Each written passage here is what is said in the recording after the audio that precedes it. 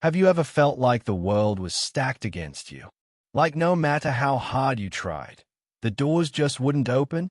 What if I told you that a little girl born into poverty, abused, ridiculed, and constantly told she'd never make it, would go on to become one of the most powerful women in the world? This isn't fiction. This isn't a fairy tale. This is the real story of Oprah Winfrey, a woman who didn't just survive the storm. She became the storm. Oprah Gail Winfrey was born on January 29, 1954, in rural Mississippi, a time and place where being black, female, and poor meant you were invisible. From the moment she arrived in this world, life was a battle. Her mother, Vanita Lee, was a teenage housemaid. Her father, Vernon Winfrey, a coal miner and barber, was mostly absent. Oprah spent the first few years of her life living in extreme poverty, wearing dresses made of potato sacks and sleeping on the floor of a shack with no running water. From the beginning, Oprah was different. She could speak fluently by the age of 2 and was reading by the time she was 3. But no amount of brilliance could shield her from the darkness that loomed.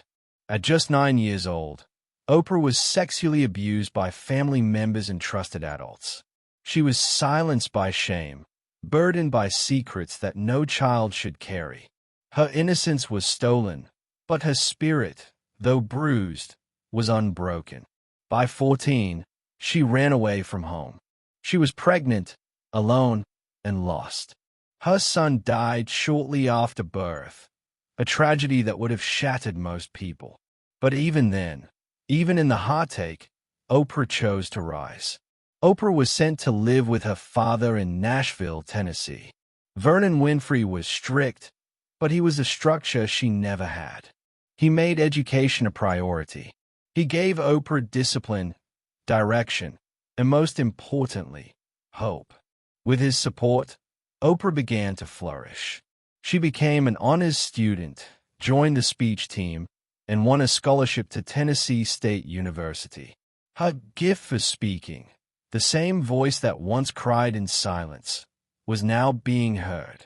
At 17, she was hired by a local radio station to read the news. By 19, she was co-anchoring the evening news in Nashville. But her style was too emotional for traditional news. She wasn't robotic. She wasn't detached. She felt. And that's what made her unforgettable. In 1976, Oprah moved to Baltimore to co-host a morning show called People Are Talking.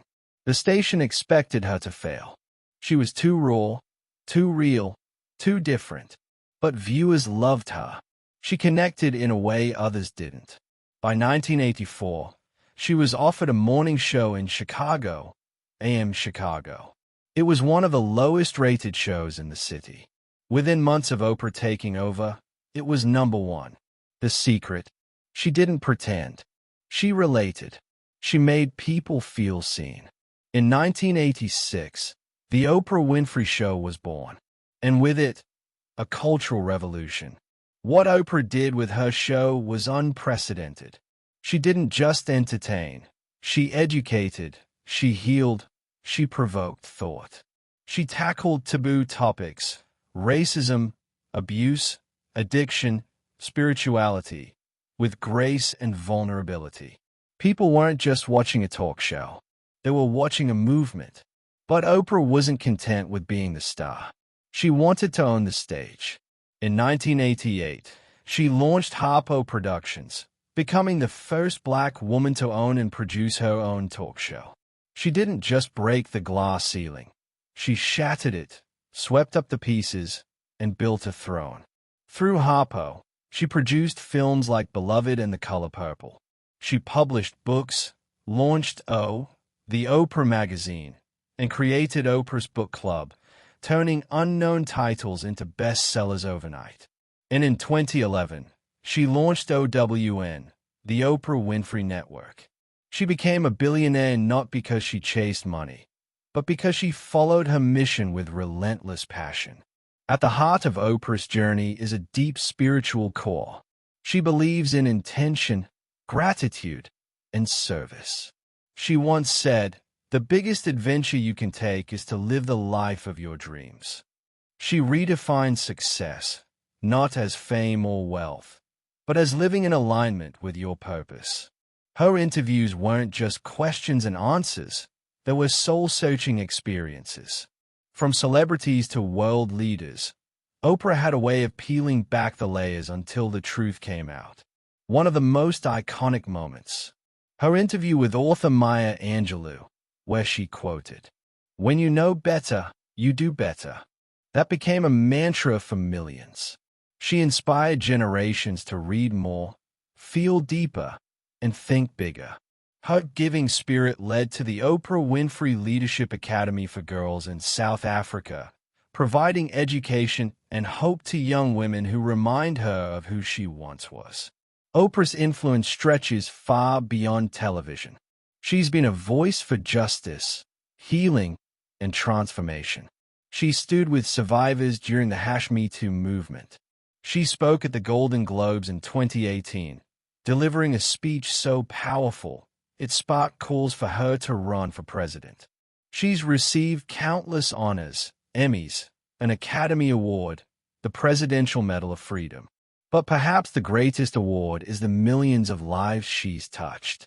People who found strength in her story, courage in her voice, and inspiration in her journey.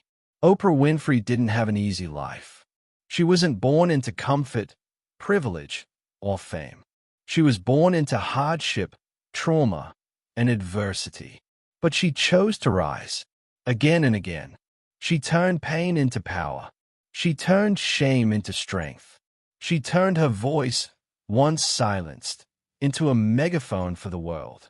So the next time you feel like giving up, remember her, the girl in the potato sack dress, the teenager with no hope, the woman who became a legend. Because if Oprah Winfrey can overcome all of that, then maybe, just maybe, so can you.